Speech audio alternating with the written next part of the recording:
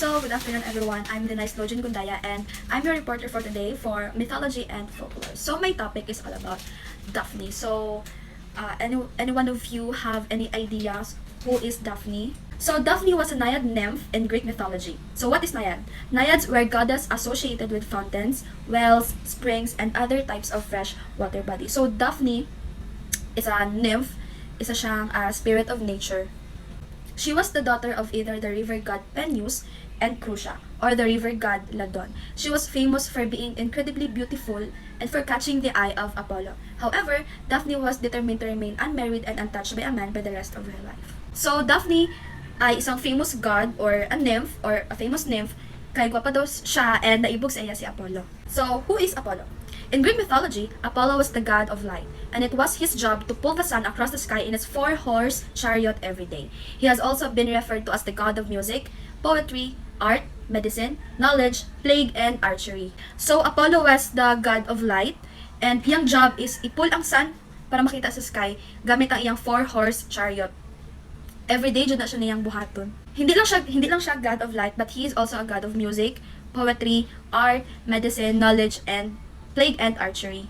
Apollo was the son of Zeus, the god of thunder and Leto. He had a twin sister Artemis, who was the goddess of hunting. Apollo was famous for being an oracular god and had two cults in Delphi and Delos. People would come from all over the world to learn from Apollo what their future held. It was believed that as the god of both medicine and plague, Apollo could heal people as well as cause disease by shooting people with his arrow. So Apollo was famous all over the world. People would come para makita siya og magpahula sa ilang future, murag makapredict siya future sa isa ka tawo. So si Apollo is a god of medicine and plague. Pwede siya makahil og tawo og pwede pud siya makakos og disease. Greek mythology states that Apollo had been mocking the god of love, Eros, also known as Cupid. In retaliation, Eros fired two arrows, a gold arrow that struck Apollo and made him fall in love with Daphne, and the lead arrow that made Daphne hate Apollo. And because kay ginamak ni Apollo si Eros, or ginakatawanan niya si Eros, also known as Cupid, nag-fire og duha ka arrow si Eros kay Apollo. Ang isa ka arrow, gold arrow, nga ma-fall in love si Apollo kay Daphne, and ang lead arrow na ma-hate ni Daphne si Apollo. Under the spell of arrow, Apollo continued to follow Daphne, but she continued to reject him. Apollo told Daphne that he would love her forever. Kaya tungod kay curse ni Eros si Apollo, so Apollo fall in love with Daphne, and Apollo told Daphne that he would love her forever. So kay gusto ni Daphne na ma-remain siya untouched ug unmarried, Daphne turned to the river god, which si Peneus, which is her father, and pleaded for him to free her from Apollo. In response, Peneus used metamorphosis to turn Daphne into a laurel tree.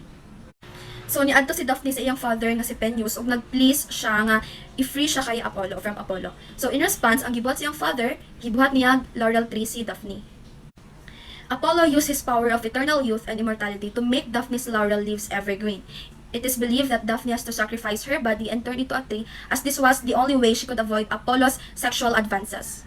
So gigamit ni Apollo iyang powers, eternal youth and immortality kay Daphne para sa iyang leaves nga mahimong evergreen. Murag forever, mag-color green iyang leaves. So, that's our story for Mythology and Folklore today, and I hope you learned something. Oh, thank you for listening.